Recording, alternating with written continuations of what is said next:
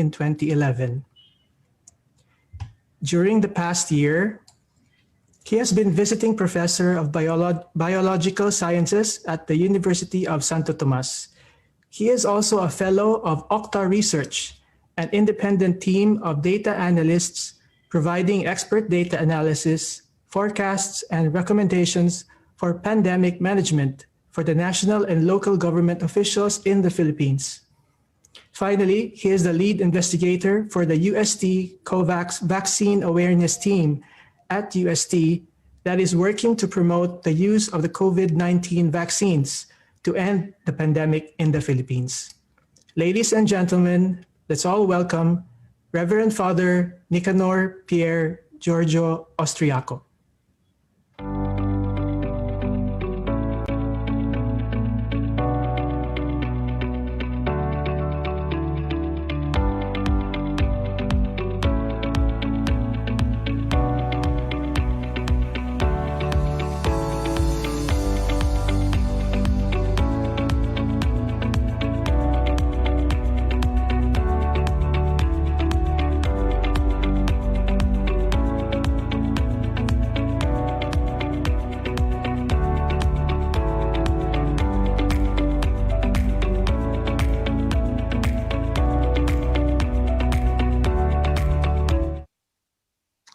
So good evening, good morning from the United States.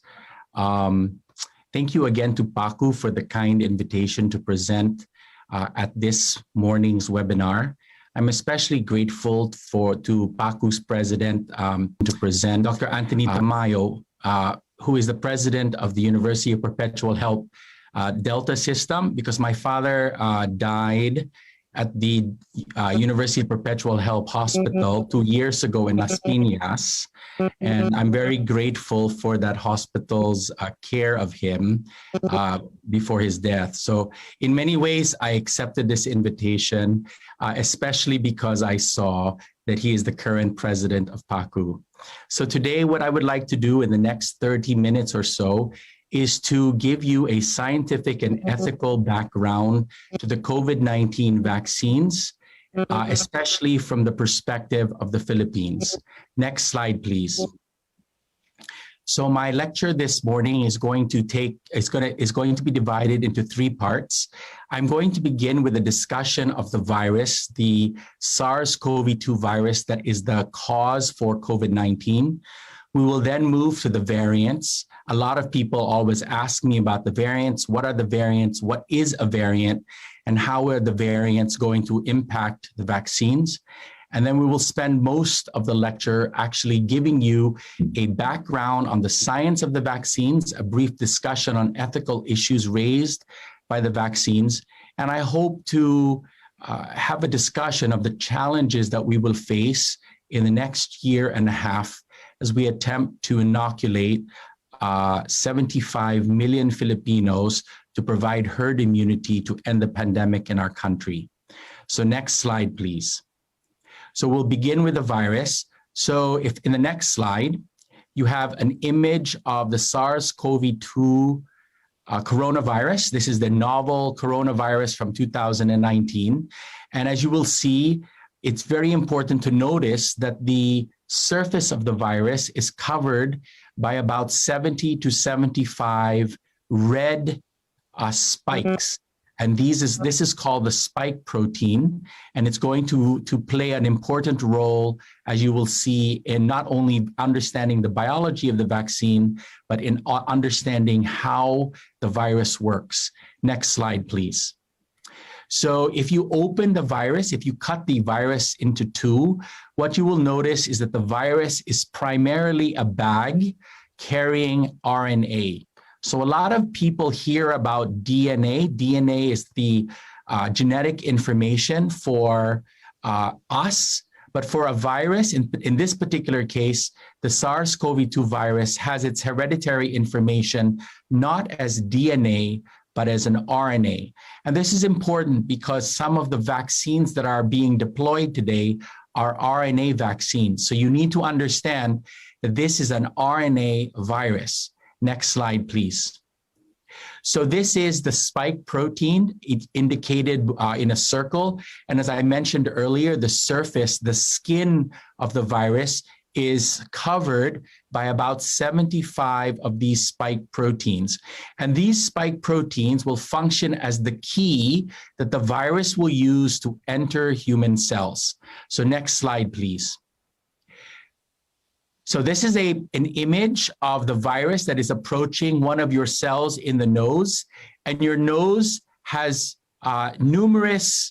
the cells in your nose have numerous proteins called ACE2 that is painted in blue, and the spike protein, which is the key, can unlock the lock that is specified by the ACE2 protein. So next slide, please.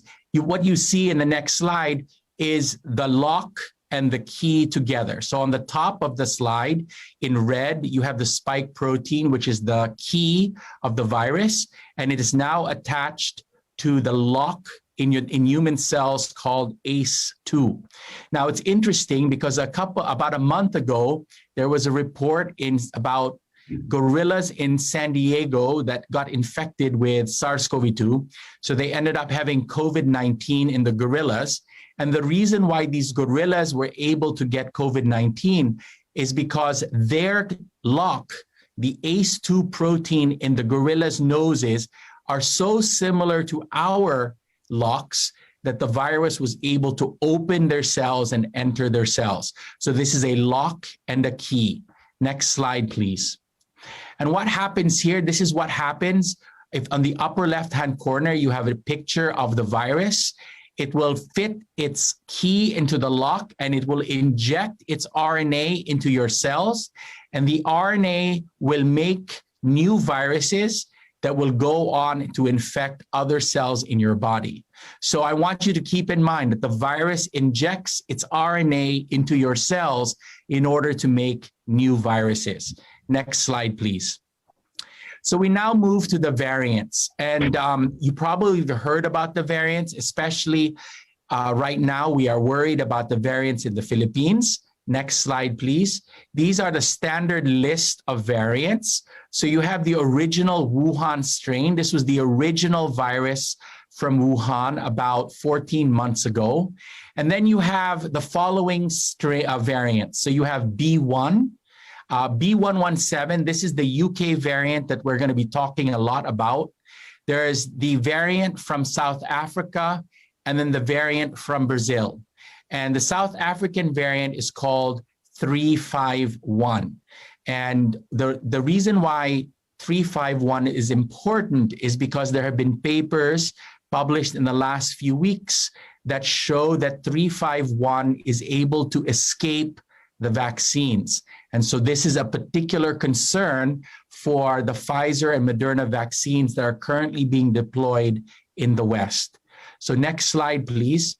What you see in the next slide is just a distribution of the different variants.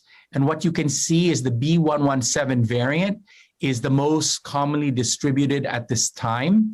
As you know, it arrived in the Philippines in the early part, probably in late December, and it has now been found in many regions of our country. The 351 variant, which originated in South Africa, has now been found in a few other countries. It was identified several weeks ago here in the United States. And as I pointed out earlier, one of the concerns of the 351 variant is that it is able to escape the vaccines. What it means is that people who are vaccinated with Pfizer and Moderna are not protected, for the most part, against 351. Next slide, please. So what exactly is a variant? And I'm going to go back to that spike protein, and we're going to look at that spike protein because a variant is really a change in the spike protein. Next slide, please.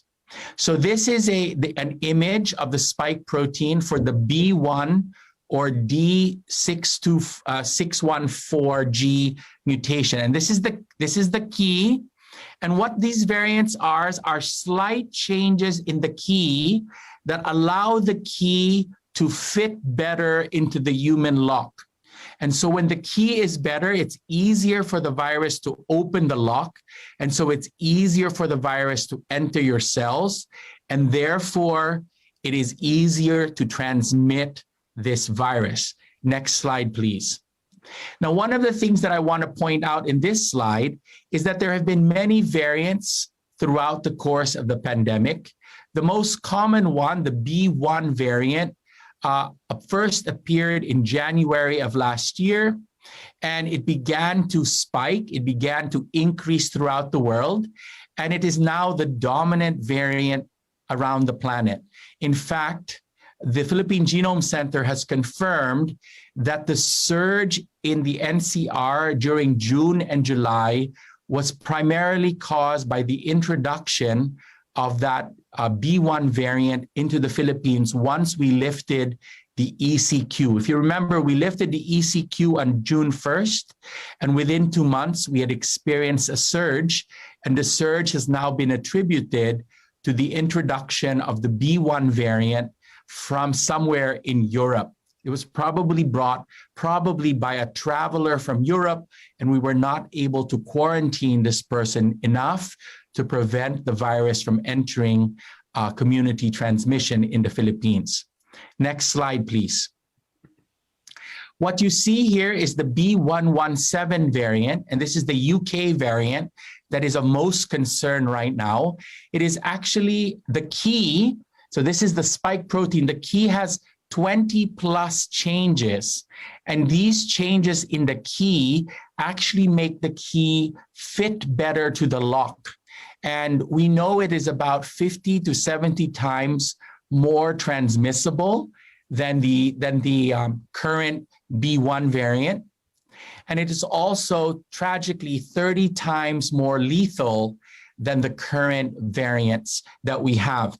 If you remember, this was first detected in Quezon City in the middle of January, and then it was eventually found in many of the provinces in the northern part of Luzon, in Mountain Province, in Benguet, and as we will see shortly, it is now taking over in Cebu. So next slide, please. What you see here is a pandemic curve of the effect of the B117 variant when it enters a country. So you can see this is in the country, the United Kingdom, in Portugal, in Israel, in Ireland. What happens is that the B117 variant enters the country. They enter the country around Christmas time. And within a few weeks, you have a rapid increase in cases of COVID-19. This is called going vertical, and this is a hallmark sign of the B117 outbreak in a country. So next slide, please. What you will see, this is from this morning, this is the pandemic curve for Region 7 of the Philippines. So this is Cebu, and hopefully you will see that what Cebu is experiencing is a rapid increase in cases. And so, as you know, the Philippine Genome Center has confirmed the existence of the B117 variant. And so we know that the rapid, drastic, explosive rise in cases in Region 7, in Cebu City, in Lapu-Lapu, is attributed to the community transmission of this variant that is rapidly spreading in Region 7. Next slide, please. Which is why I was deeply concerned and quite surprised that last week, the province of Cebu has opened up its borders to Filipinos from all over the Philippines, and they have waived the swab test. And the danger, of course, is that the Region 7 is now struggling with a B117 variant pandemic, and the concern is that they will bring this back to the NCR. In fact, in the last week, we have noticed a troubling increase in cases in the NCR, especially in Pasay and Malabon, where you see dramatic increases in the number of daily cases, which suggests that B117 has entered Metro Manila. Next slide, please. So what we'll do now is we'll talk about the vaccines, because in many ways, The vaccines are our only way out of this repeating pattern of pandemic and surge and lockdown and surge. And so I'd like to talk about the vaccines. Next slide, please. So I got this from this morning's New York Times, which is a coronavirus vaccine tracker that is tracking the vaccines that are currently in clinical trials all over the world. So there are 3 phases of clinical trials. So phase 1 is just to test the safety and dosage of a vaccine candidate. And then in phase 2, you have expanded safety trials. So in phase 1, you have about maybe 20 to 30 volunteers. Phase 2, you are now moving to maybe 100 volunteers. And in phase 3, you have tens of thousands of volunteers, usually around the world. This is the most stringent and the most comprehensive clinical trial that we undertake.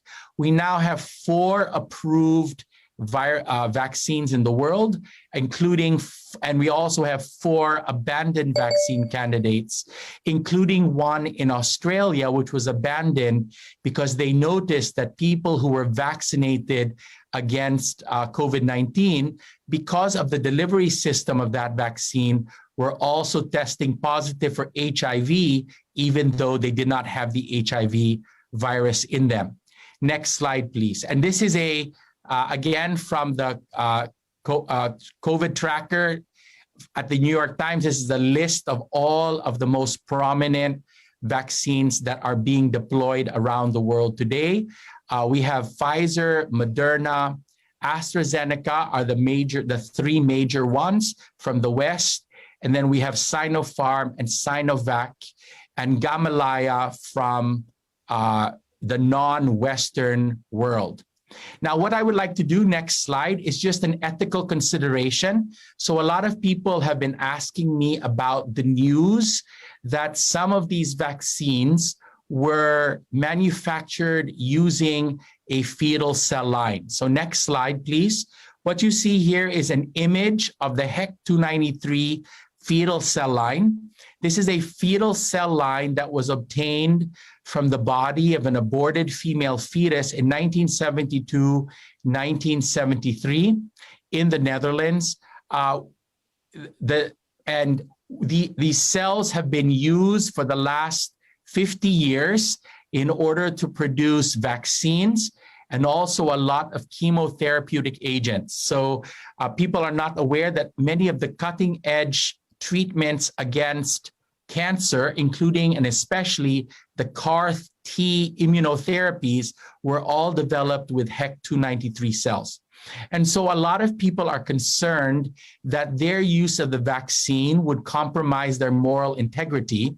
And what I would like to do is just to highlight, first of all, in the next slide, this is a document from the Vatican talking about the morality of these cells and the morality of these vaccines. It says that it must therefore be considered that all vaccination recognized as clinically safe and effective can be used in good conscience with a certain knowledge that the use of such vaccines does not constitute formal cooperation with the abortion. So what I would like to do is to try to explain this very technical moral language in ordinary terms.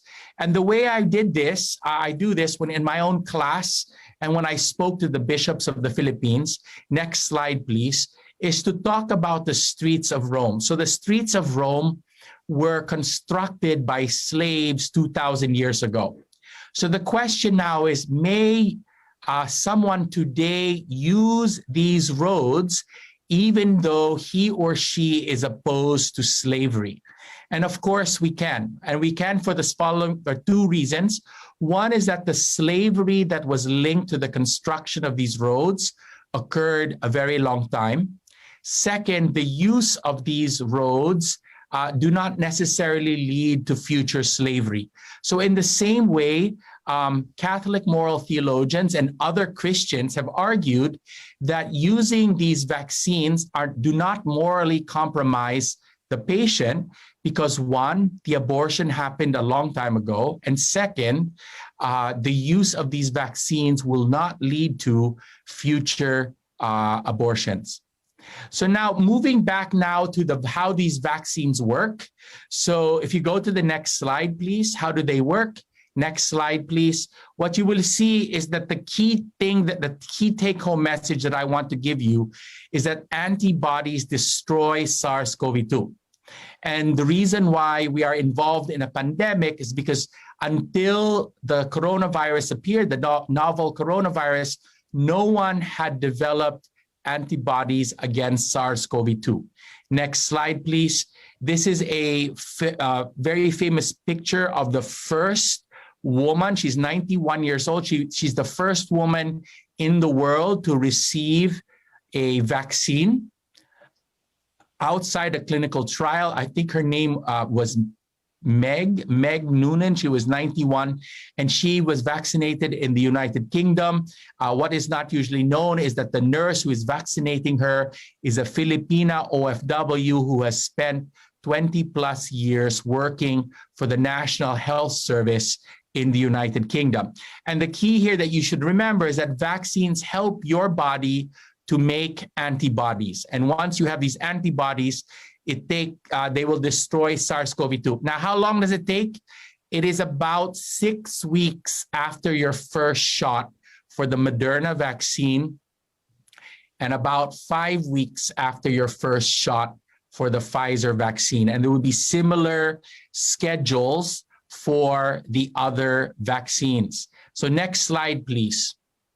So there are different vaccine delivery systems. So a vaccine delivers part of the virus into your body. And so there are different ways to deliver the vaccine into your body. In the same way that if you have mail, you can deliver mail to a customer in different ways. You can use a truck, you can use a bicycle, you can use a car. So what happens is that these vaccines have different delivery systems. Next slide, please. But they're all delivering the same thing. So they're delivering the spike protein for SARS-CoV-2. And next slide. In the next slide, this is the Pfizer vaccine. I just wanted to show you how it does it. So the spike protein, the information of the spike protein is converted into RNA. And the Pfizer and Moderna vaccines take this RNA and they inject them into your cells, and your cells will start making spike protein, and your body will now develop antibodies against spike protein. Now, a lot of people are worried. They're saying, well, we don't know how RNA works when RNA is injected into your body. Now, remember, the SARS-CoV-2 virus is also injecting its RNA into you. So what is actually happening is the vaccine is copying what the virus normally does.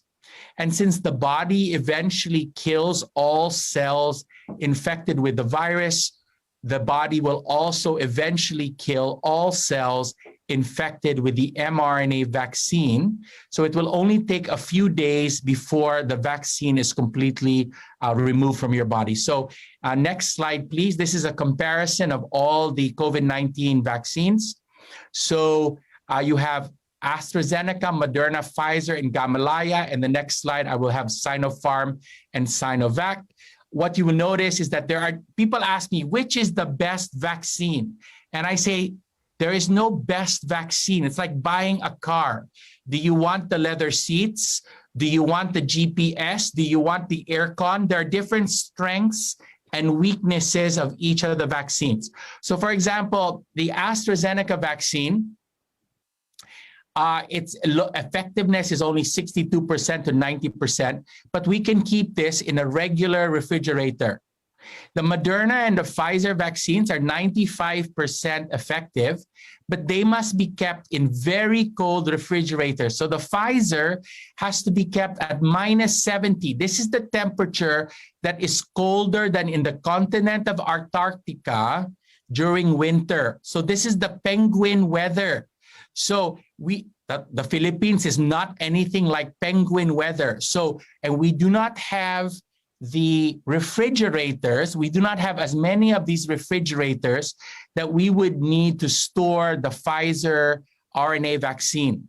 So there are different pluses and minuses. The Gamalaya is regular fridge. It is 92%. Now you will notice these are 2 shots.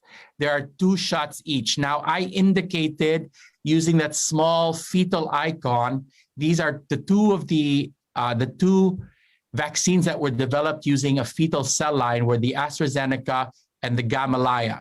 So the next slide, please. You will see this is the 2 Chinese vaccines. So a lot of people are concerned because it only seems to be 50% to Sinovac. We can keep it at the storage temperature. And Sinopharm is 78. Next slide, please. But one of the things that people don't mention is that the Pfizer and Moderna and the Novavax, they lose efficacy against the variants. So if you have the South African variant, the 351, many of these Western vaccines lose their effectiveness, but the Chinese vaccines do not. So even though the efficacy of Sinovac is lower than Pfizer and Moderna, it is actually able to better protect you in the long run because there are more variants appearing, and the Pfizer and Moderna vaccines have to be modified. So, for example, as I will share with you in a few minutes, I received the Moderna vaccine 3 weeks ago. I am scheduled to receive the second dose of the Moderna vaccine this Friday. And we already have been told that the vaccines that we are receiving will not be effective against some of these variants. So we will have to get another vaccination shot in September or October because the current vaccines that we are receiving are not as effective for these variants. So when people talk to me about the Chinese vaccine, I point out one of the advantages of the Sinovac vaccine is that it appears to protect you against these variants more so than the other vaccines that are produced in the West. So it's really important. Like I said, it is plus or minus. That you have to decide what you want. Do you want high efficacy, but within a few months, it will not protect you against the other variants? Or do you want lower efficacy, but wider protection against many of the other variants that are appearing? So next slide. What I've done here is also to compare the effectiveness, because people are, they're like, well, how good is the vaccine? Well, if you see the Moderna and Pfizer vaccines are 95%. The AstraZeneca is 70%, and we know that the Sinovac is 50%. But did you know that the flu vaccine that we use all over the world is only 44% effective? So in fact, this COVID-19 vaccines, all of them are more effective than the flu vaccine. And many people have no problems with the flu vaccine. So again, I want to put these all into perspective so that you understand that the COVID-19 vaccines are incredibly safe and incredibly effective. Next slide, please. So this is from this morning. So there are currently, as of this morning, 209 million vaccinated individuals around the world, 92 countries. Unfortunately and frustratingly for me, the Philippines has not yet begun. I expected the beginning to be last week. Wala pa. So people tell me the Sinovac will arrive this week. But I've decided I'm just going to pray and wait for the arrival. And in all of these 209 million people, we have no confirmed vaccine deaths so far. Next slide, please. Will there be side effects? Absolutely. I can tell you when I received the Moderna vaccine, so I was not given a choice. I was told that there was only one vaccine available, the Moderna vaccine. And because I live with my Dominican brothers, the Dominican priests, they are 40 of us living together, and some of us are senior citizens. We have to protect the lolos. So we all got vaccinated to protect the lolos. And these are some of the side effects. So there definitely was pain at the site of injection in my left arm. I did not have headache, but I did have fever the following day. So I was vaccinated on a Friday at 10 o'clock. I was fine all day Friday. When I woke up the next day, I was feeling really tired, so fatigued. I was really feeling tired. And then about 2 o'clock in the afternoon, I started to have chills for about 15 minutes, and I had felt like a fever. So I went to sleep. I went back to bed. And by the time I woke up for dinner, about 6 o'clock, everything was passed. Wala na, everything was done. So that was the side effect for the Moderna first shot. And we are expecting more side effects this coming Saturday, the day after I received the second shot.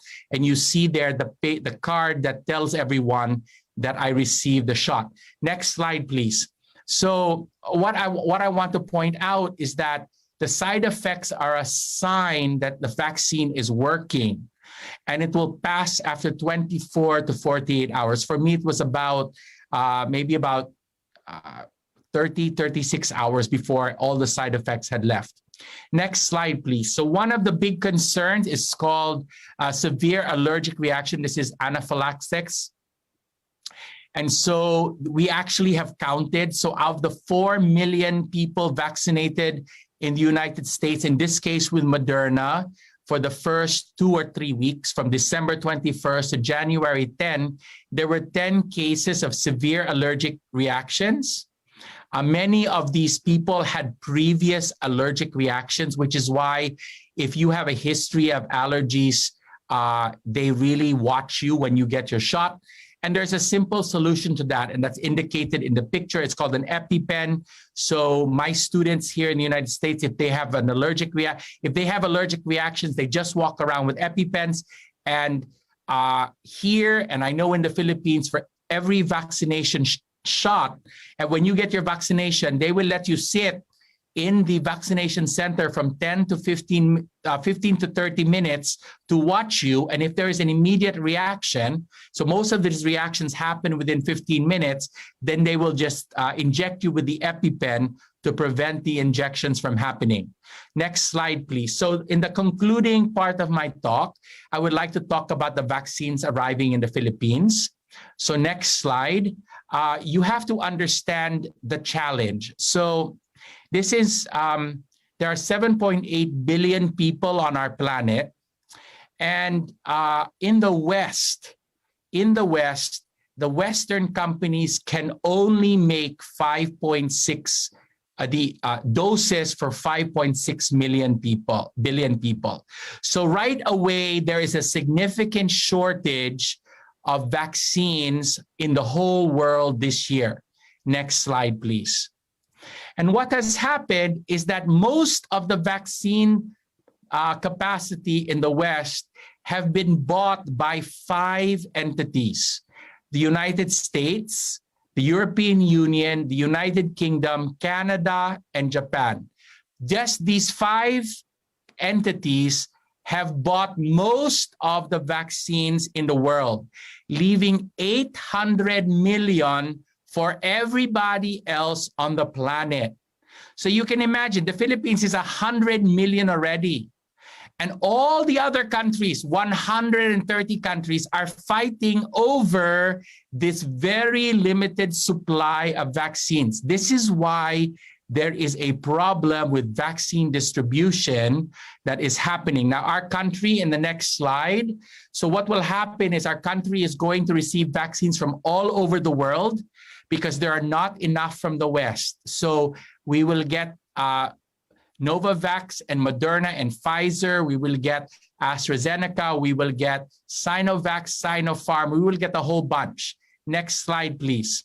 This is one of my research students for UST COVAX, went through the news reports and listed all the vaccines that we are expecting to receive that our national government has already signed advance purchase agreements. So The first is supposed to be the COVAX Global Facility. It was supposed to arrive last week, but there's been complications in the Congress about the indemnification bill that is supposed to be signed by the president before any of these vaccines from the West arrive. We have Sinovac and Sputnik 5 from China and Russia. Sinovac is supposed to arrive this week. We do not know. I've been asking people. You can see February, and then you have April, May. So you have over the next many months, you have series of vaccines which will start appearing in the Philippines. Next slide, please. So this is the vaccine roadmap. This is the top priority categories for the Philippines. So I've listed the World Health Organization classification and the classification in the Philippines. So what you will see here is that the frontline health workers have highest priority because they have the highest risk for COVID-19 because of their service to the Filipino people. The second priority is senior citizens, especially the poor. So the national government has prioritized the poor. And then I will tell you in a way that I'm incredibly proud of the Philippines. It is not done here in the United States. It is not done in most of the countries of the world. The third priority is the poorest Filipinos, the lowest 12% of the population. The poorest Filipinos have been prioritized in a way that the poor have not been prioritized anywhere else in the world. Now, this is justifiable because the poor, especially those who live in the esquinitas of Metro Manila, they have the high risk of COVID-19 because of their very crowded living conditions. They also have health deficiencies. And so it is just and ethical that the poorest people who are most vulnerable and at high risk have priority in the vaccination scheme. Now, one of the challenges is that Sinovac yesterday was approved by the FDA, and it cannot be given now to the elderly and to the frontline health workers. So if the Sinovac arrives first, then the first category will actually be the third priority. So the third priority will go to the top for Sinovac until we wait for the other vaccines that can be given to the frontline health workers. And the reason why is that the FDA is arguing that since frontline workers and senior citizens have the highest risk, they should be given vaccines with higher efficacy. Next slide, please. So why should you get vaccinated, especially if you're young? Next slide. Basically, the following is the case, right? You have to get vaccinated to protect yourself and your family, especially those who are old and vulnerable. We will have to vaccinate 70% to 85%, we're not sure yet, of the population to achieve herd immunity. Now, none of the vaccines have been approved for young people. So only 16 or 17-year-olds can be vaccinated. Well, 30% of all Filipinos are 16 years and younger, which means that we must vaccinate everybody else. Every other adult in the Philippines must be vaccinated or we will not end the pandemic. And our pandemic will continue and we will be basically in quarantines all the time, and our children will not be able to go back to school. Now, to understand herd immunity, next slide, what you will see here is what happens. So on the upper left-hand side, you have the red dots. The red dots are people who have COVID. And the blue dots are people who are not vaccinated. So when there's no vaccination, the red is able to spread because the red dots and the blue dots meet all the time.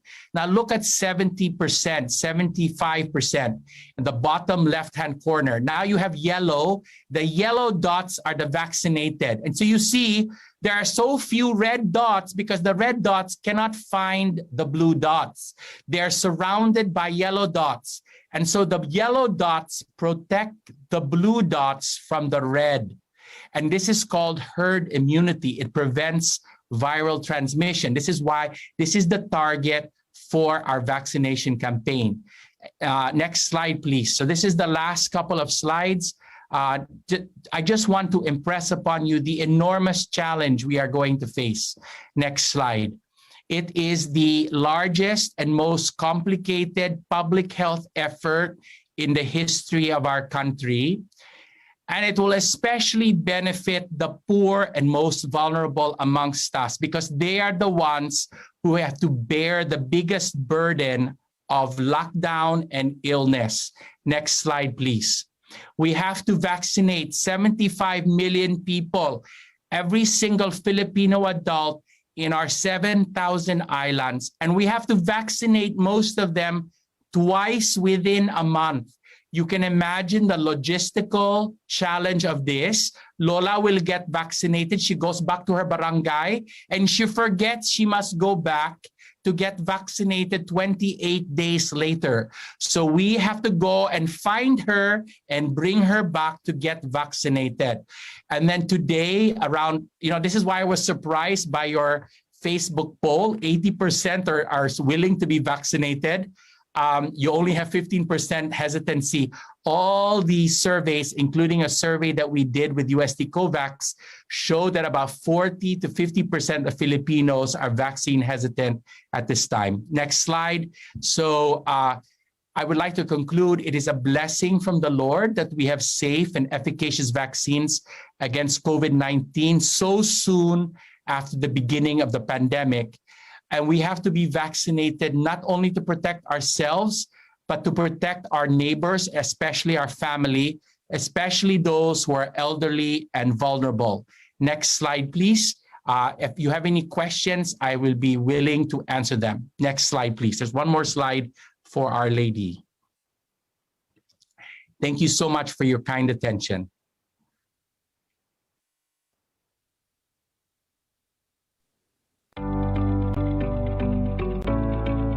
Informative session, very clearly explained by our viewers today. We appreciate it very much.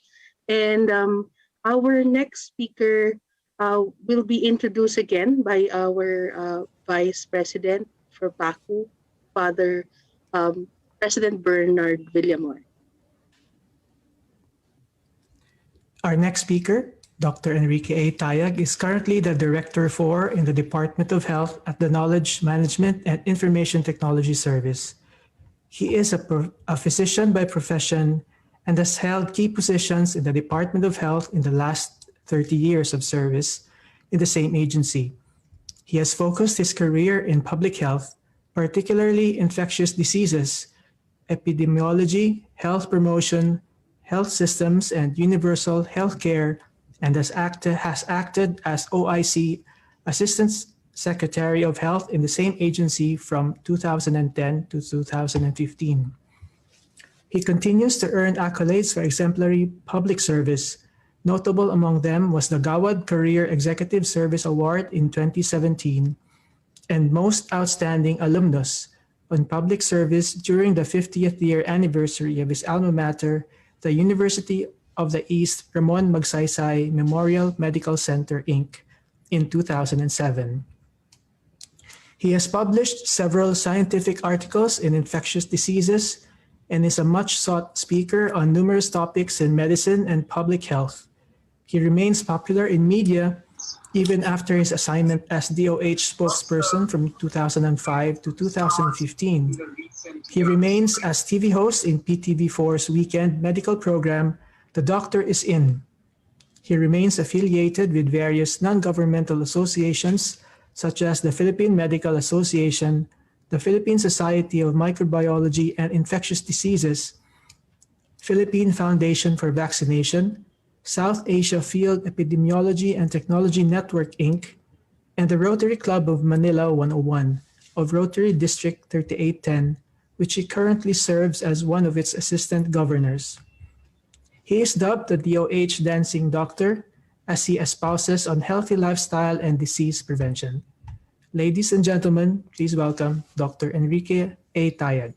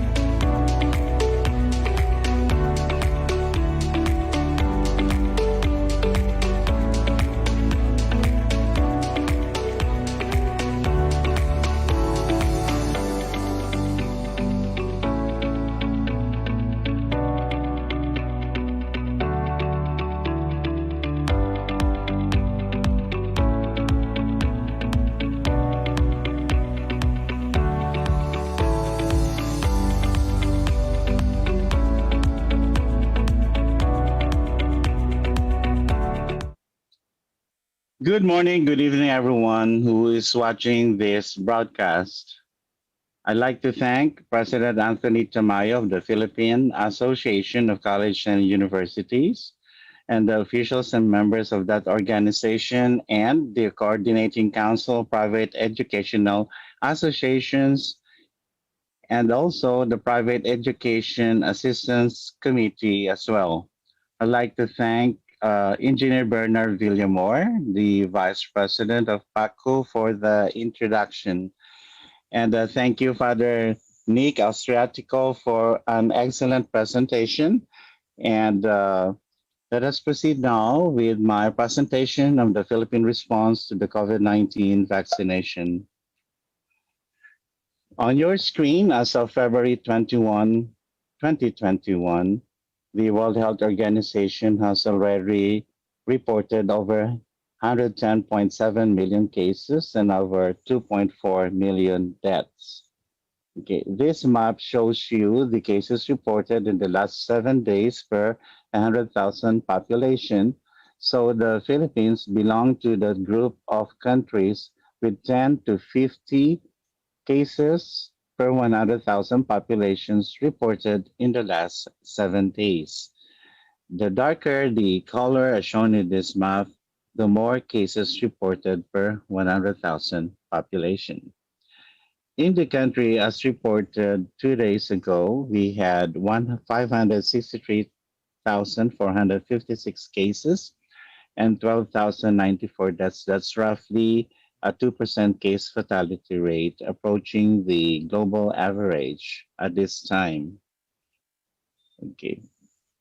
Vaccination has started. In this screen, we show you that cumulative administered vaccine doses per 100 population are significantly varied from countries that have already started. We have more than 213 million vaccine doses that have been administered by 95 countries. We do not belong yet to these countries that have started vaccines. On the left of your screen, Israel is showing the way. They have almost vaccinated half of their population. And this is followed by United Arab Emirates.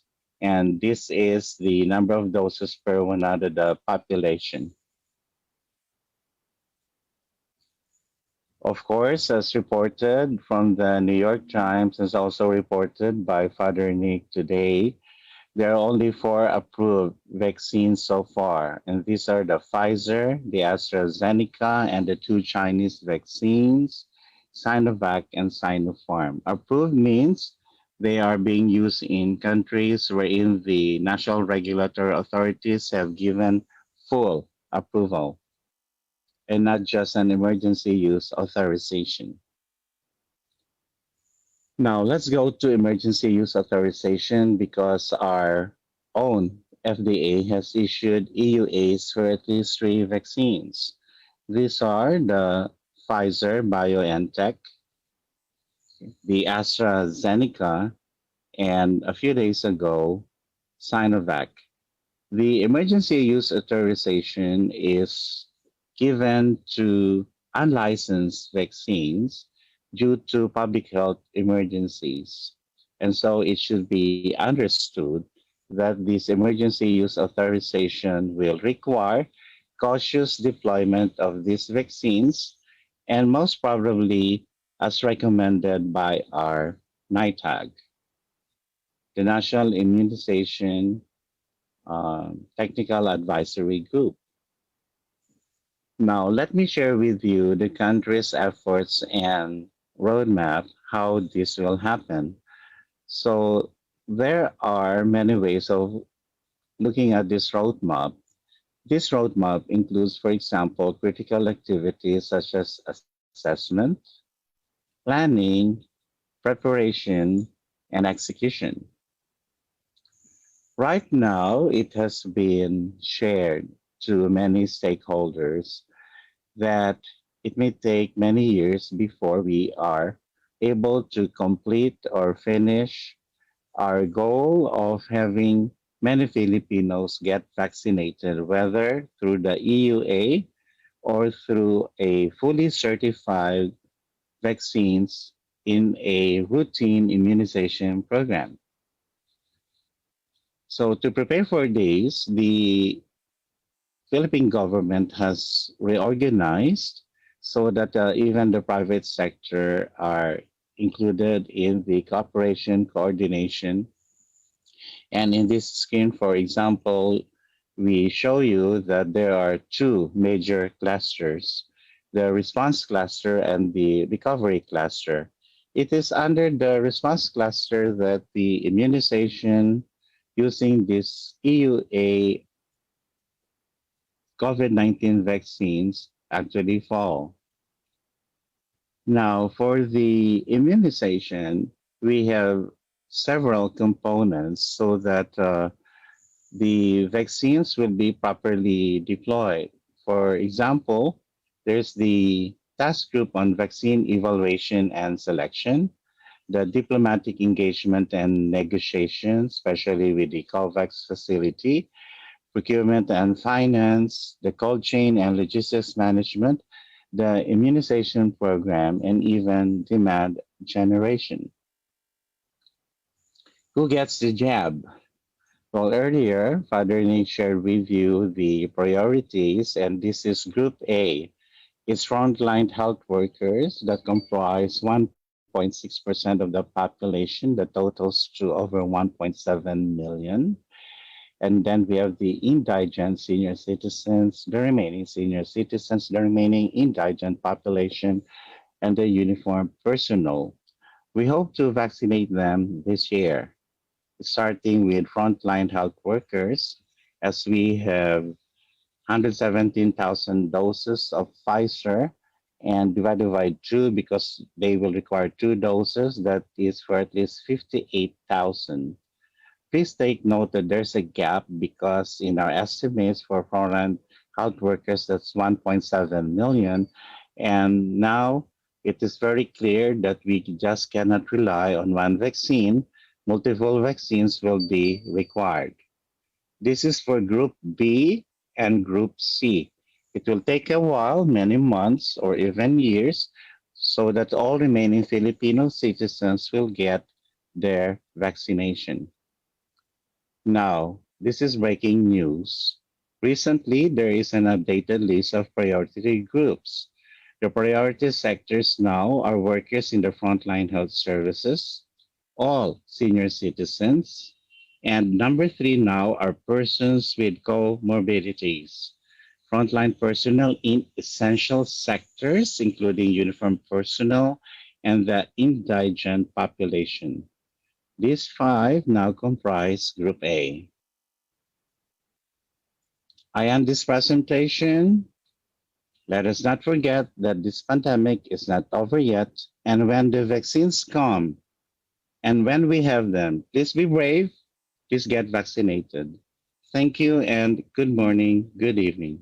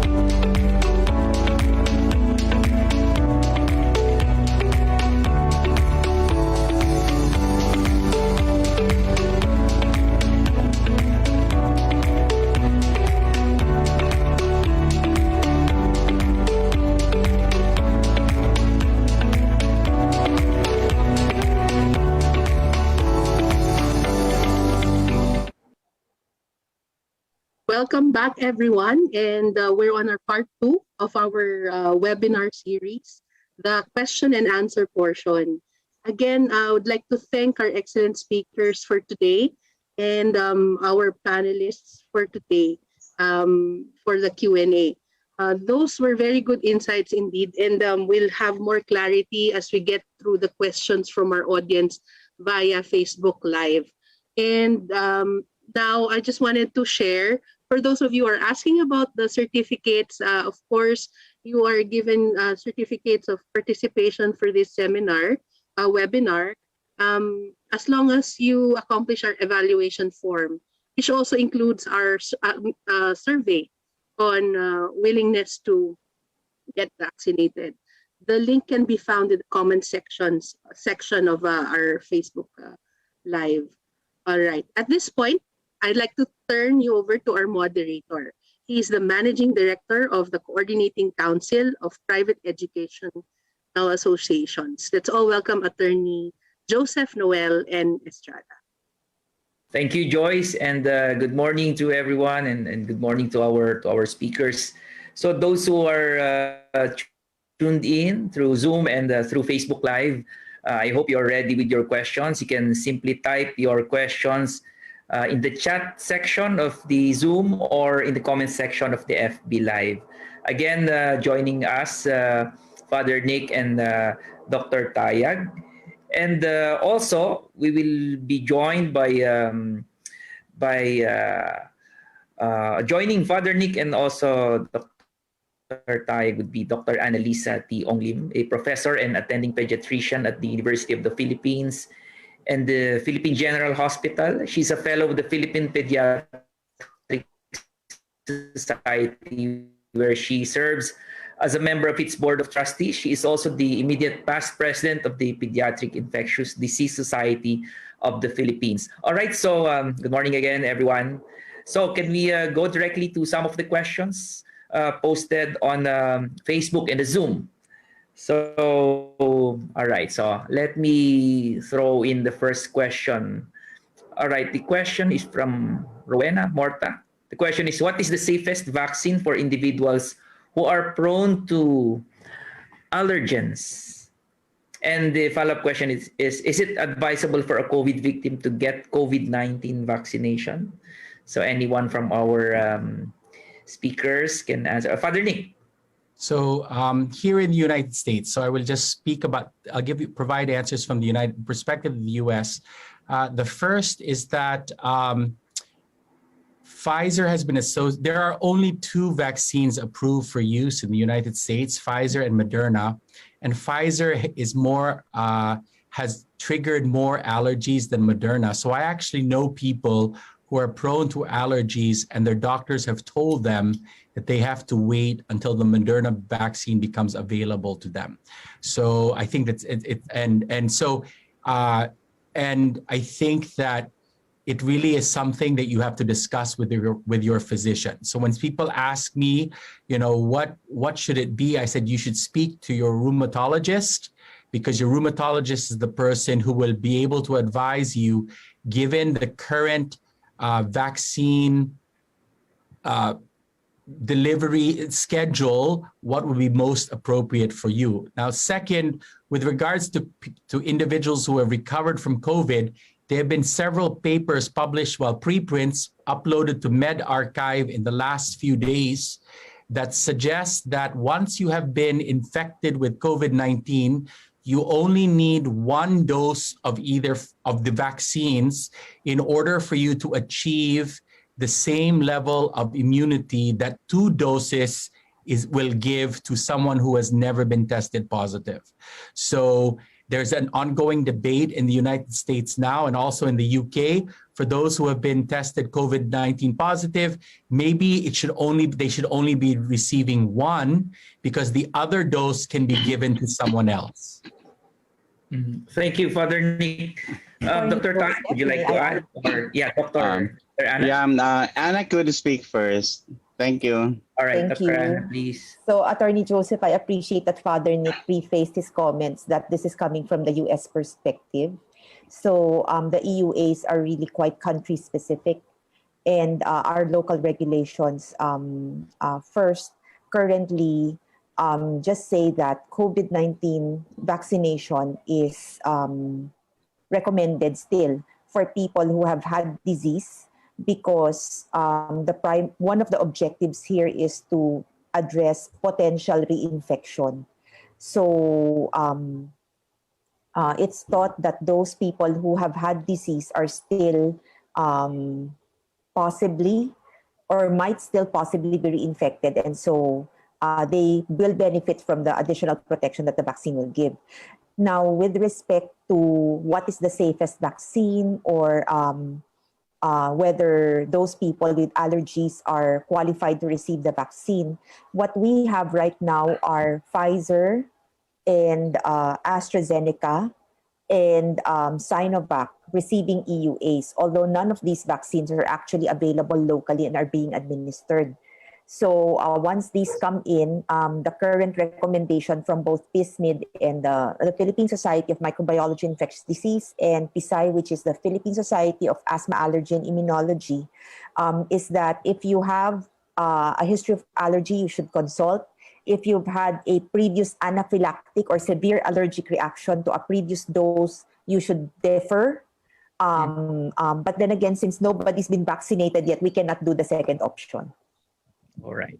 Okay, Dr. Thank you, Anna. Thank you, Father Nick. If I may just add a little. So during the vaccination, when the vaccines arrive, there will be posts for a counseling session for would-be vaccinees, and that there will be a screening for each individual, so that it's not only about allergies, that they will be screened for pre-existing medical conditions as well. So that is very important, so that if they have not consulted any physicians prior to the vaccination, they will be adequately and promptly assessed, and before they get their vaccine shots or vaccine jabs. And I concur with Anna that the recommendation right now is COVID-19 infected individuals will still get the vaccines, although the WHO SAGE recommendations is that it can be delayed up to 90 days, especially if there are problems with supplies. But the recommendation still is that it should be offered to individuals who have had COVID-19, except for those whose COVID-19 is still in the acute stage. There should be full recovery before these are given. Thank you. Thank you, Dr. Eric. I just would like to pursue this subject matter a little bit. Father Nick, when you presented, you mentioned about efficacy, effectiveness of some of the vaccines, 90%, 70%, and 50%. A lot of people are asking, how is this determined, considering that there's still no clinical trials, I suppose. And so what would be the basis in getting this? And also considering that some of the studies are country-specific, would you like to expound on that, Father Nick? So these numbers are actually derived from phase 3 clinical trial data, where you compare two arms of the clinical trial. You compare the group that was vaccinated and the group that did not receive vaccines, and you basically compare the number of COVID-19 cases that appear in one arm, one group versus the other. And then when you can compare that, you're able to calculate the efficacy of the vaccine in preventing, in this particular case, COVID-19 with symptoms. Now, one of the things we have not yet discussed is here in the United States, for example, after I am vaccinated with my second dose, I am told that it is not clear if I will still be able to be infected and transmit the virus, even if I do not get sick. So this is something that people are not talking about yet. So there's a difference between what is called effective immunity and sterilizing immunity. So effective immunity is you are immune, you will not get sick. Sterilizing immunity is you will not even get infected.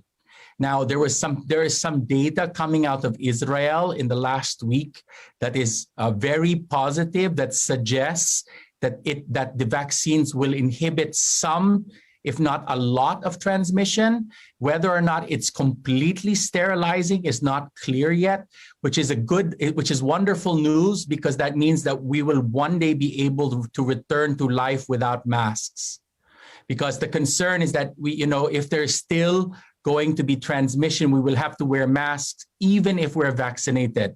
So until the vaccination is complete, we will have to wear masks, because there will be people around us who are still not vaccinated, and we have to make sure that even if we are vaccinated, we do not put them at risk.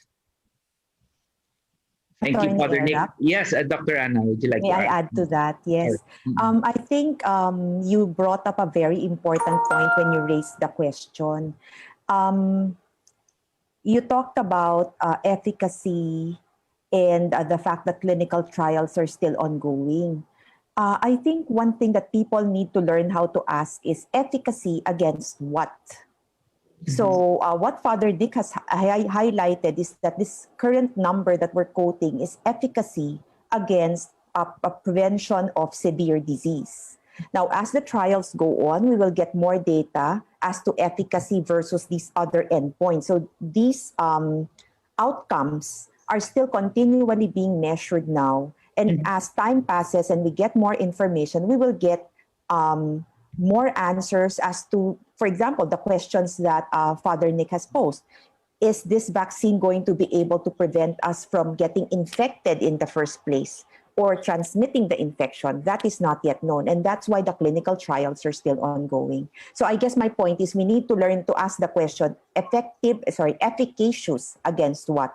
And there's a difference between efficacy and effectiveness also. Efficacy being laboratory conditions or study conditions, and effectiveness in the real world with all of these variables going on. Thank Thank you. Thank you, Anna. Thank you, Father Nick. I just want to add something to contribute to the conversation. It's about emergency use authorization. This is to make it clear to everyone watching this broadcast, because of the EUA, do not expect that every one of us will get vaccinated. Okay, that is the reason why we have to prioritize the deployment of the vaccines to the list I have just shared with you, and also the list shared by Father Nick earlier, that there are populations, eligible populations, that will get the first jab rather than the other individuals not in that list. So that's the emergency use authorization. It's just like you're cooking for dinner. You're not finished with cooking and there are already hungry guests. So you can serve it ahead, but you're not finished with your cooking. So that's how I illustrate or describe what an EUA is. The food is ready to eat, but not yet. You have not completed your cooking. Once completed, everybody gets to taste it anyway. So that's the EUA. Now, I also wanted to add that right now we are measuring effectiveness. From the clinical trial, this is efficacy, and Dr. Anna aptly described that we are also looking for effectiveness, and that's what we want to measure. And so therefore, those who are gonna receive the vaccines here in our country will be monitored up to a year, so that we can find answers whether or not this prevented infection or this actually prevented illness, whether it's mild, moderate, or severe. Thank you. Thank you, Dr. Eric. Now, that's really very instructive to our followers now, and those who are tuned in, especially because the public has to rely on this public information and had the opportunity to validate certain information with their doctors and the other experts. All right, so I'd like to move into another question posted by Mr. Raymond Go. And I'd like to address this question to Dr. Eric. This is about the updated priority list, the list of priority group. And that is the same as what Cabinet Secretary Nograles presented in another webinar. And the question is, will the vaccination program follow this now? and not the order in the list. I'm not sure what that list was, but what is that the final priority list, Dr. Eric? Okay. Is the question. These are recommendations from the NITAG. Right now, we have a dynamic situation where everything can change and we have to update this. For example, when we got information that Sinovac may arrive ahead, and there were some sync recommendations from the FDA that the limited use of the Sinovac in individuals other than healthcare workers or seniors.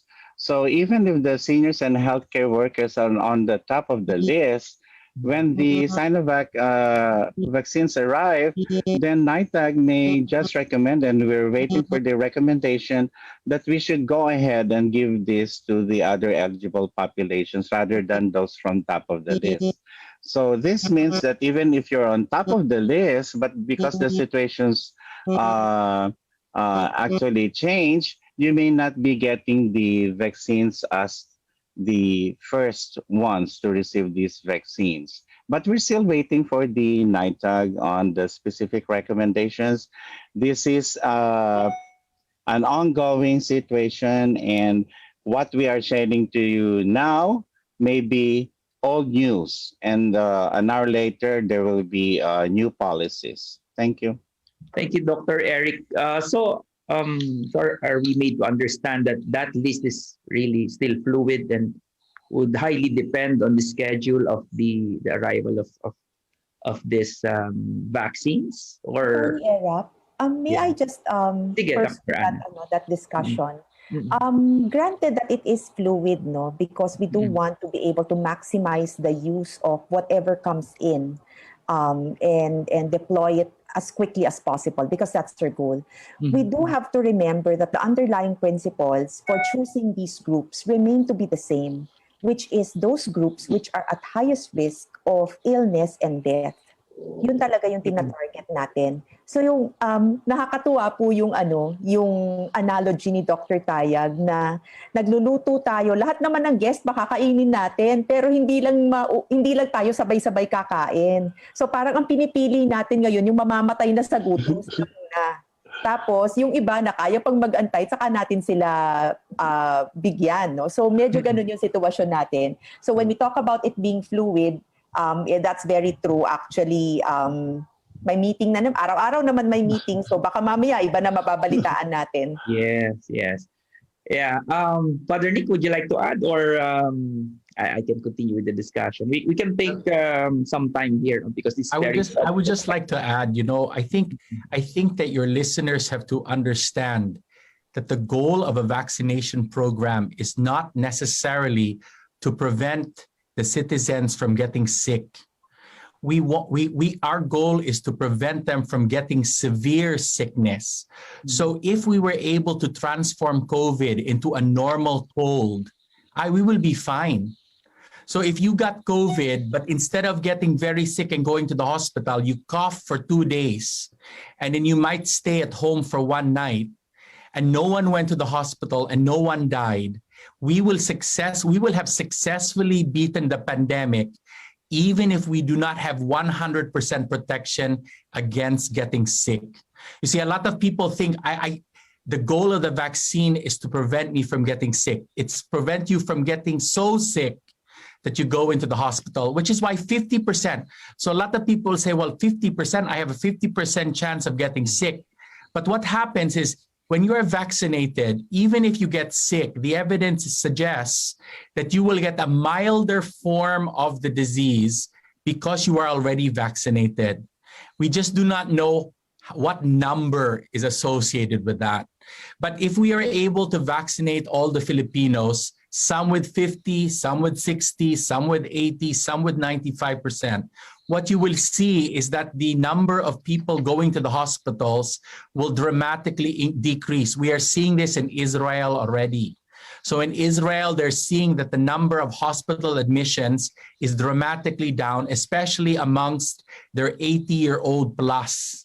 And what this means is that the pandemic, they can now relax the quarantine because in many ways the quarantine is there to protect both citizens and hospitals. So if the hospitals are protected because no one is going to the hospitals, we will be able to loosen up and open our economy so that we can recover.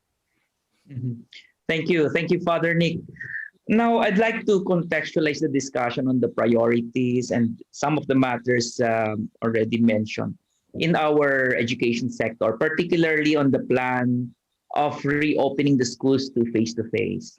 Last year, it was mentioned that unless there's vaccination, then the schools will remain closed, particularly for the younger ones. But based on our discussion now, it appears that the priorities in the list of vaccination are those who are at the highest risk of illness. So that we can see the younger ones, the minor students, are not actually in the priority. And evidence also is unclear on the risk of transmission of students from various studies. In fact, in other jurisdictions, the schools have reopened. Can we ask your opinion on this?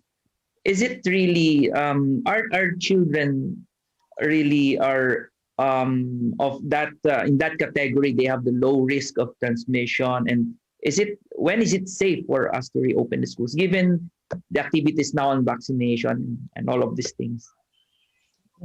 Attorney Erap, if you don't mind, I'll take a stab at it. Being in pediatrics, no. Okay. So you're right to say that the focus of the vaccination program has always been the elderly, and then secondarily the adults, because these are the population groups that actually have the highest risk of having poor outcomes when they get sick. So ano naman na nangyari ngayon dun sa mga adolescents, young adults, mga bata na kailangan pumasok sa eskwelahan para ma-optimize naman yung kanilang learning. So I think the initial pronouncement really about not resuming face-to-face classes unless the vaccine becomes available. Well, I think this was out of an overabundance of caution. Maybe at the time when this was being discussed, we really didn't know as much about the vaccines, what they could provide, and maybe the access that we would have. Now, with that in mind, we also realize that younger adults and children are blessed in the sense that they don't really manifest with the very severe symptoms once they get sick. In fact, when you look at the graphs generated for the number of cases of sick children or sick individuals below 18 and those who die below 18, it represents a really small number, under 10% for the local population. So what does that mean? If we can actually configure things right, it's possible to have the pediatric age group go back to school. The problem really is we're not just talking about them magically being transported to school. Right. They have to find a way to get there.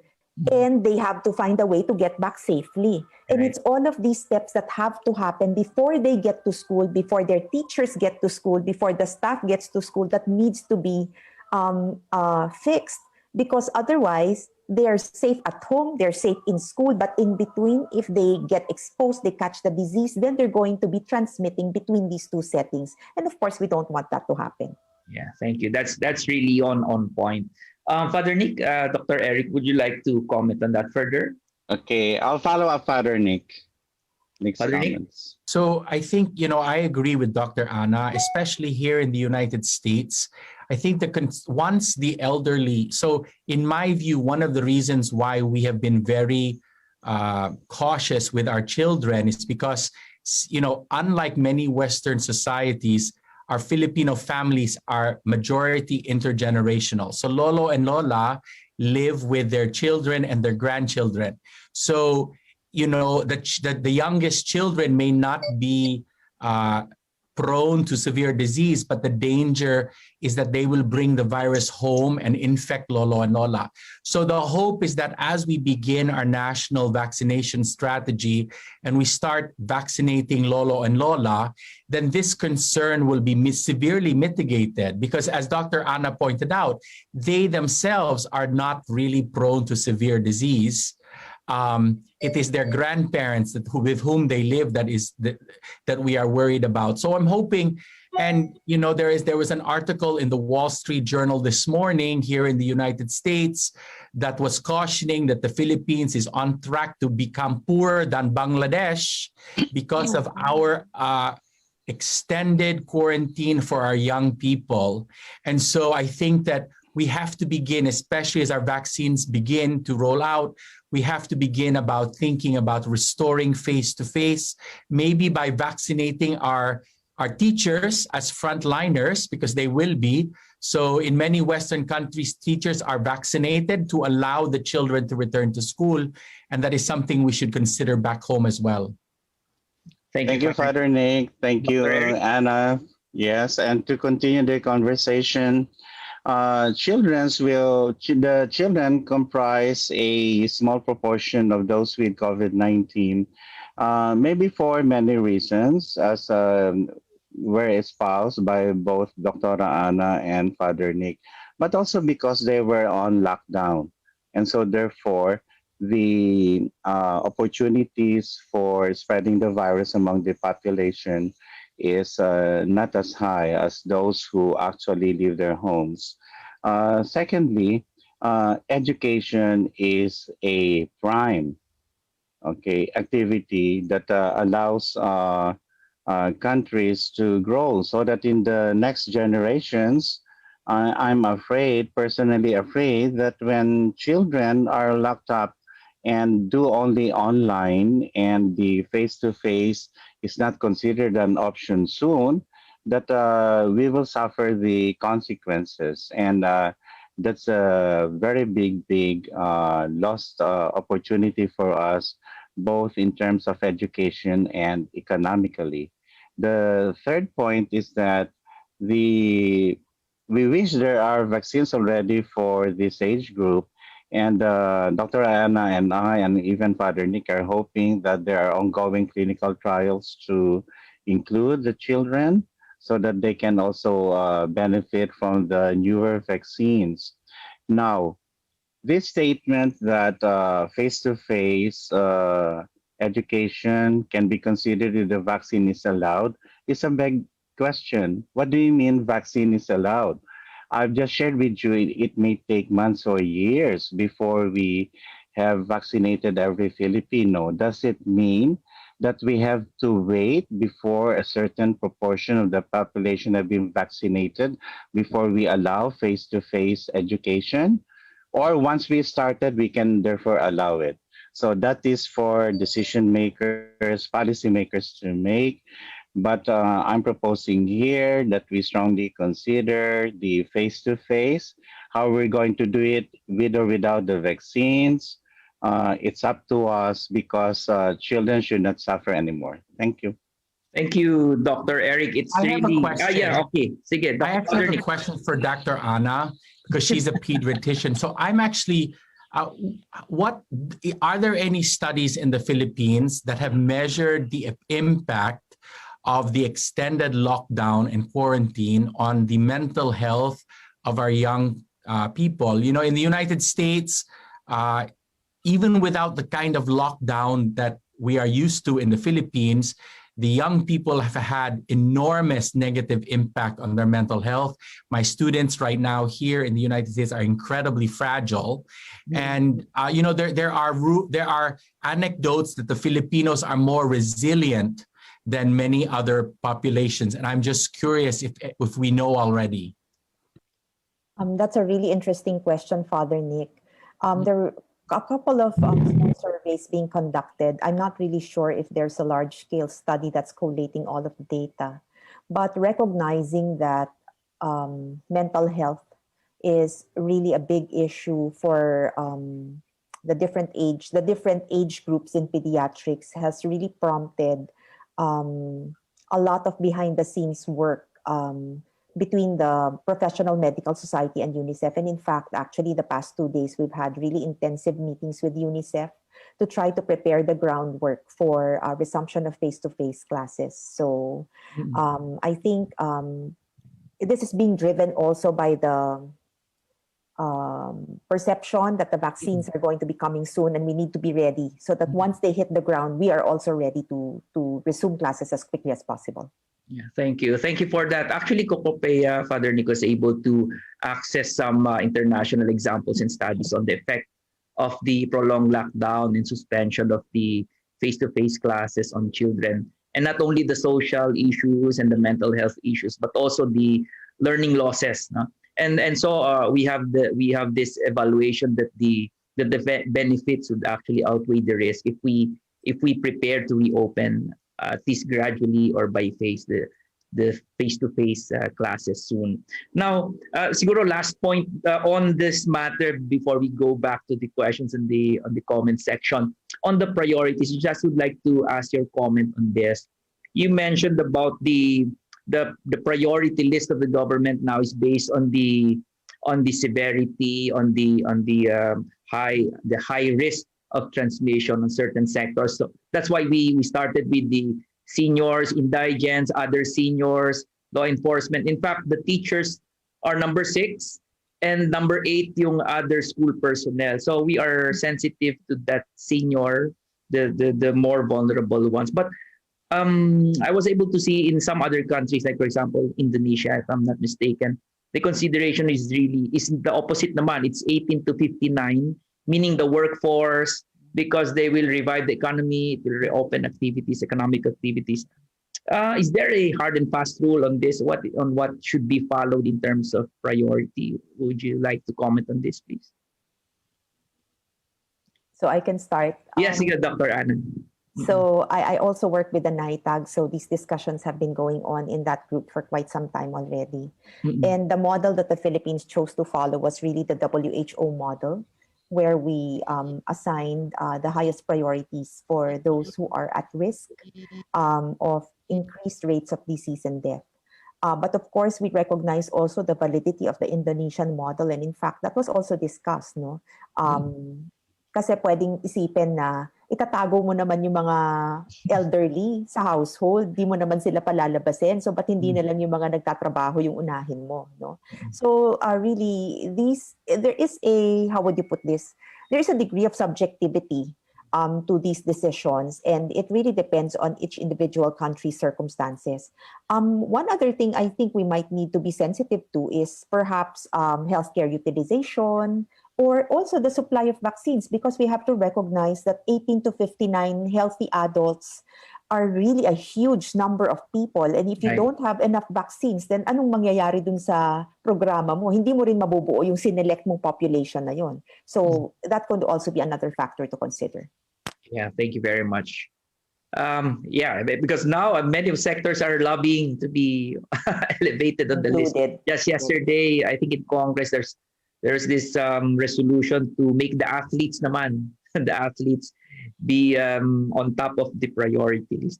All right, so let's move on. We still have time for a few more questions from our participants on the social media platforms.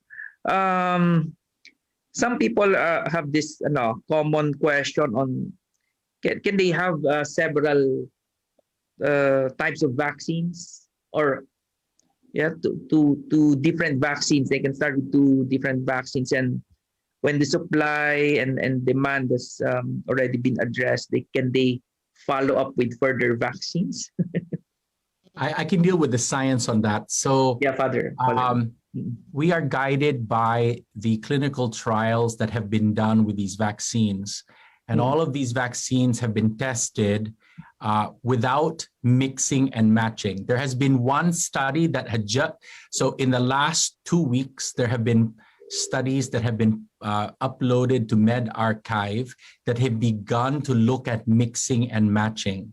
But until that data is confirmed, we have to be cautious, and we have to rely on the best science that we have. And the best science right now is that these vaccines should be given within their appropriate schedule and time frame in order to maximize the protection, the efficacy numbers that we saw in the clinical trial. Now, hopefully in the next few months, there will be studies that show that we can mix and match. So there's a big study mixing and matching AstraZeneca and Gamaleya from Russia. And there seems to be some preliminary data that the combination of one versus first shot from AstraZeneca and second shot from Gamaleya may be even better than 2 shots from AstraZeneca, but those clinical trials are still very small. They need to be confirmed. And since when we're talking about policy and we're talking about vaccinating millions of people, we have to rely on the best data and evidence that we have to date. Father Nick, I just would like to seg a little and ask you this question since you spoke about science and studies. Father Nick, can you tell us more about the novel oral drugs or drugs for COVID-19 and the one you are experimenting on with Dr. Lugia? So I will work on that. So I am currently I came back to the United States last month. I am a yeast molecular biologist. I was trained at MIT 25 years ago in yeast molecular biology. Mm-hmm. And so working with Octa for 8 months in the Philippines, I became very frustrated with the challenges I heard and talked about with regards to the deployment of many of the vaccine delivery systems that we have. So I returned to the States, and I'm currently working in my laboratory here in the United States to develop a yeast vaccine delivery platform for COVID-19 for the Philippines. And we have taken a Saccharomyces boulardii strain, which is FDA approved, and we are currently introducing into this FDA approved we are genetically engineering this yeast to express the spike protein of SARS-CoV-2. And we have modified it's just a fragment, the receptor binding domain, the RBD of the spike protein. And we have, I will be a little bit technical, we have added signals to the fragment so it targets the immunologically relevant sites of the intestine, the Peyer's patch. Mm-hmm. And so there is already data that this has worked in mice for other things. And so I hope to complete constructing the yeast platform here, and I will return to the Philippines next month to test it at UST, because the hope here is, you see, you may not have realized, but the way that we are talking, we are going to have to be vaccinated against COVID-19 basically every year for the next, I don't know how many years. And if this is a challenge 1 year, you can, as Dr. Eric pointed out, we're going to take several years to go to the first round. And then we have to do this every couple of years. So one possibility is you have a third generation vaccine delivery platform like this, where basically there's no injection, no doctor, no nurse. What you do is you take a pill, you go to Watson's with a prescription, you buy the yeast, and then you drink the yeast basically every day for maybe a week. And then it acts like a booster. So this is the idea, is that it acts like a booster. And as Dr. Anna knows, as pediatrician, Saccharomyces boulardii is used for children who deal with diarrhea. So it's already approved. So we're just genetically engineering this yeast to try to see if we can make a delivery system for the Philippines. Oh, very interesting. Can I just take advantage of Father Nick's presence and ask a little bit more about this? So this is a really interesting concept. I get excited by this because this is really very infectious disease oriented. I'm sure Dr. Eric has his questions also. I was just thinking, the platform is a yeast, and we're talking about utilizing a respiratory virus to how would you put this, to serve as an antigen for a platform that traditionally has been used against GI pathogens. So I wonder how that's going to work out. So I'm going to talk technical again for Dr. Anna, but so the trials that have been done have used ovalbumin. So with mice, and they have been able to trigger IgA and IgG with strong immune responses, both at the mucosal level as well as within the immune system. So given that ovalbumin is able to trigger this response, we're hoping that the RGB, the receptor binding domain, will also, even though it's primarily normally interacting with the immune cells in your respiratory system, we can artificially expose it to the mucosa of your gut and to the Peyer's patch, and it will trigger a response. Now, this is so far, I told the Lord I will do the best science that I can do, and the rest I will leave to him and to his mother. Go ahead, Father Nick, and please come back. We're waiting for you, and we wish you every success. Oh, it's a crazy idea, but when you look at the science, it's actually quite simple. There is a it's basis not for too it. crazy. Yes, it's that's not right. too crazy. That's the thing. So when I got the idea, I was like, it's not. And the Filipino people Really are worth the inspired. experiment. Really inspired. And actually, now that we were talking about this, we also have to remember that this virus does have its GI manifestations. It does, exactly. Yeah, so it finds its way there. And one of the issues with the intramuscular injections, so the Pfizer, Moderna, is it actually is not known to trigger IgA. So IgA is the mucosal lining. And so this kind of vaccine delivery system, which is very similar to the oral polio, but polio is actually through the gut. So polio is actually mimicking its normal entry. But my goal here is just an oral delivery system for the Filipinos. So we will see. We're making it now, and it will take a few more weeks. And eventually I will bring it home to the Philippines. Yay. Yeah. Good luck, Father Nick. All right. Before I ask the final question for the three, there's a question here from President Tamayo. So for the panelists, can you compare Moderna, Novavax, and Sinovac? And what would you suggest from the three? Don't worry. This is objective.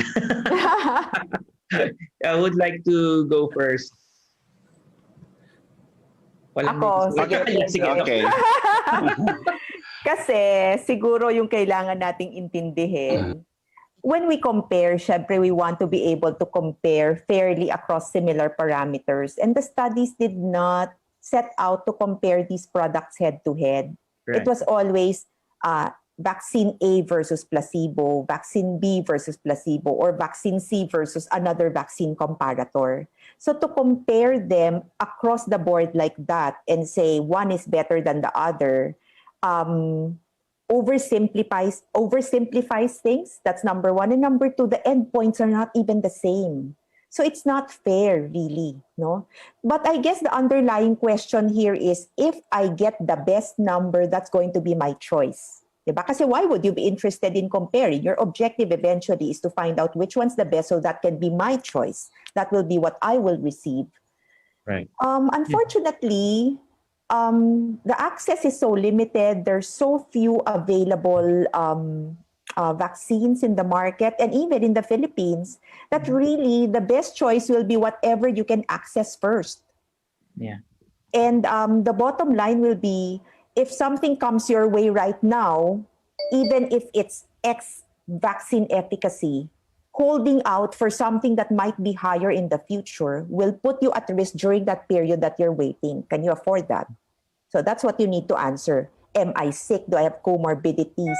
If I get sick tomorrow, what's the likelihood that I will succumb to that illness? If it's very high, then I'd better take this vaccine now. What's in my arm is more valuable than whatever is going to be available in the future. Yeah. Fair, very fair. Dr. Eric, would you like to comment also? Well, get it as soon as the vaccines arrive. You've been master listed. I understand why there are qualms, fear, anxiety, especially in social media. You hear virtually every second about the horrors or bad effects of these vaccines that have been rolled out, but you don't actually get information from the over hundreds of millions of vaccines that have already been administered.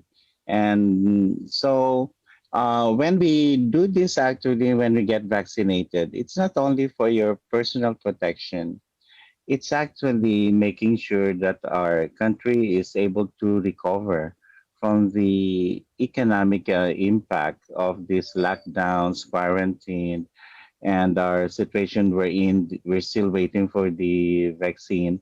So I must concur with Anna that when these vaccines come, you actually weigh on the benefits and risk, but you get vaccinated as soon as these arrive. If you think you don't want to be vaccinated because this is not compulsory, you can wait, and hopefully in 2028, you can get vaccinated. Ang tagal. Yeah. Siguro so that Father Nick can also siguro consolidate I completely agree with my co-panelists. Eventually these vaccines will be commercially available. So right now they are being deployed by the national government, but we can imagine a time not so far into the future where the vaccine supply is great enough that they will be commercially available. So I tell people, get the first vaccine that you can get right now, and next year you might go ahead and buy a better, and now better, as Dr. Anna pointed out, better is relative. So you decide you want to get a higher efficacy like Pfizer and Moderna, but then it's sensitive to viral escape from the variants. So now your vaccine is 95% effective, but only useful for 5 months. So it depends. So but right now we need to end the pandemic. And to end the pandemic, everyone needs to be vaccinated.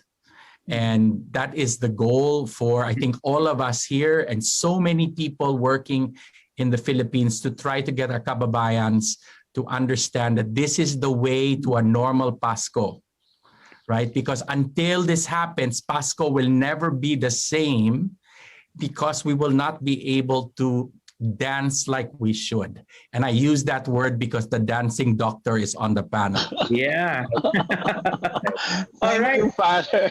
Thank you. All right. Siguro last question na lang, considering that our viewers now and followers are from the education community, from composed of parents, the students, and also members of the academe. So my question is, what do you consider as the important consideration or information that they need to know right now in order to increase the acceptability rate or siguro reduce the aversion to vaccination? Siguro Dr. Anna can appeal to the parents and father to the educators, and Dr. Tayag siguro with this experience can also share on campaigns. No? Sige. Dr. Anna, would you like to start? One of the key considerations is really to find out what's causing the hesitancy. And there are people who are hesitant because they don't understand the science behind the vaccines. And that's relatively easy to remedy because that appeals to the intellect and knowledge. Just being able to explain the science will go a long way towards dispelling all of the hesitation. But if the question is trust, and we have to realize that that's playing a big role in our country because of all of the issues that we've had in the past, then we need to work not just on the people, but on making sure that the system is also trustworthy. Right. And that's a big focus of the efforts right now. That's why we keep on communicating with people, telling them, there's a system. That anything that gets into this vaccine program is something that's been vetted by at least 5 different panels of 45 people or more who are respected scientists and people of integrity. Mm-hmm. And these people are really trying their best to make sure that whatever gets into the program really has a basis. Mhm. So we're working on it on both ends. We're making sure that the system protects the people. We're making sure that the science is communicated well. Mhm. Now, I hope that with those efforts, people will see that the real objective is just to make sure that we are all protected, because nobody is protected until everybody's protected. And we need to move towards that particular mindset. Now, maybe the other thing is we also have to realize that what tends to be shared is the sensational news. The normal is not newsworthy. So the one person who gets the allergy is highlighted over the millions of people who were safely vaccinated. So we have to keep that into perspective as well. Yeah.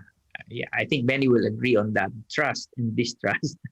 Father Yeah, Nick, we yeah, Dr. Eric. Father gets the last word. Okay, this time. Okay. Okay. We should walk the talk. Yeah, I firmly believe that what Anna said is very important, the trust.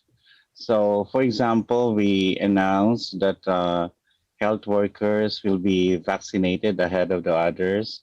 And then there are posts that people actually jump the line. This will actually immediately remove the trust.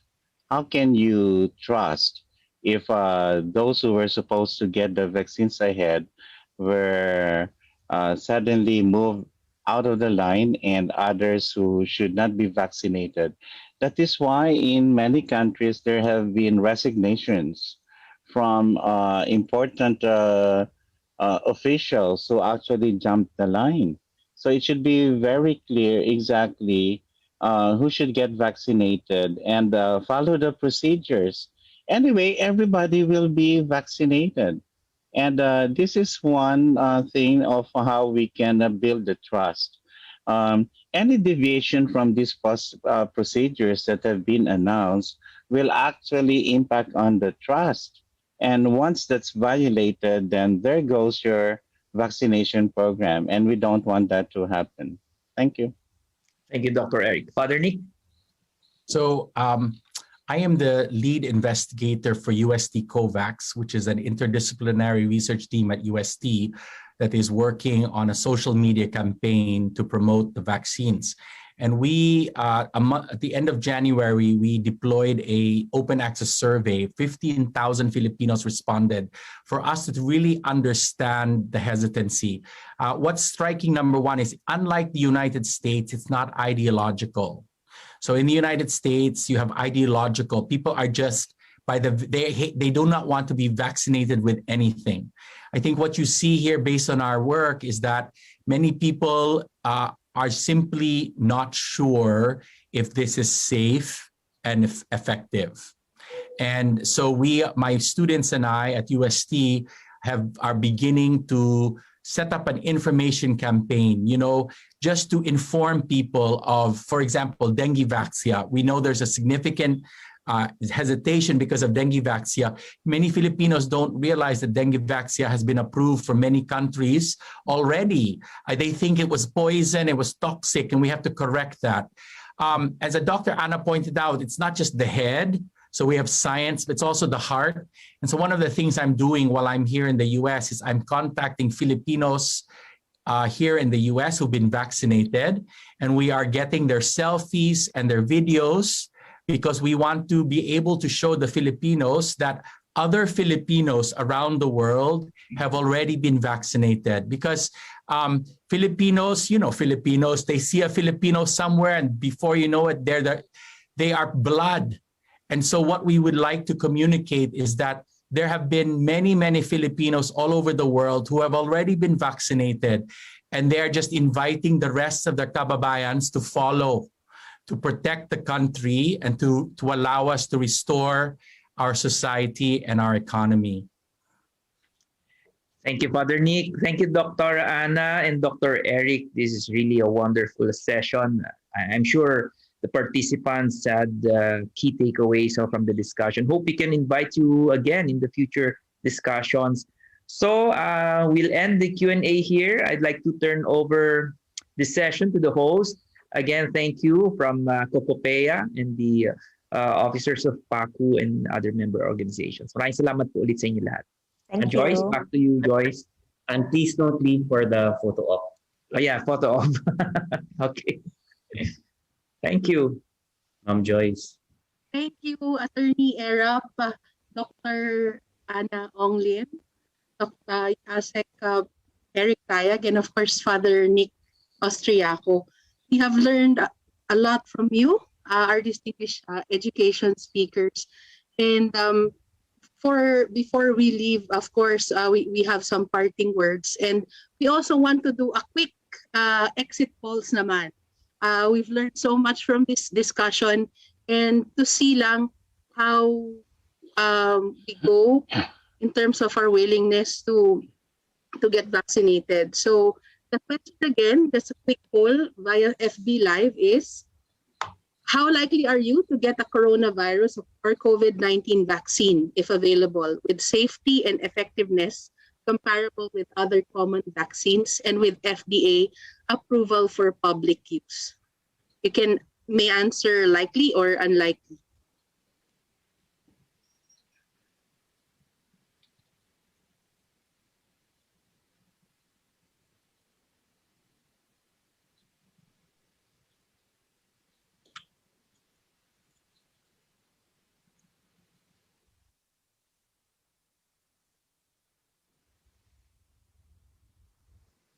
Okay, based on our FB polls, we increased our willingness based on our participants. So 95% likely and 5% unlikely.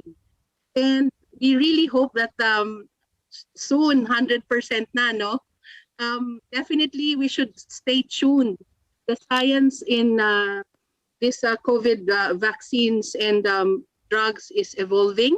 So please continue to be updated as the government would issue more emergency use authorization. And of course, as our speakers have mentioned, the best science right now is to be able to get the vaccine in the right schedule at the right time. And in the next few months, according to Father Nick, we might also get studies from mix and matching the different vaccines available. We also hope, of course, that an oral delivery system will be made available for all Filipinos, which can potentially be as equally efficacious and even more affordable, would save our country billions of pesos as a remedy to COVID-19. We hope to end this pandemic very soon, so we can actually open our schools for face-to-face classes and face our better normal.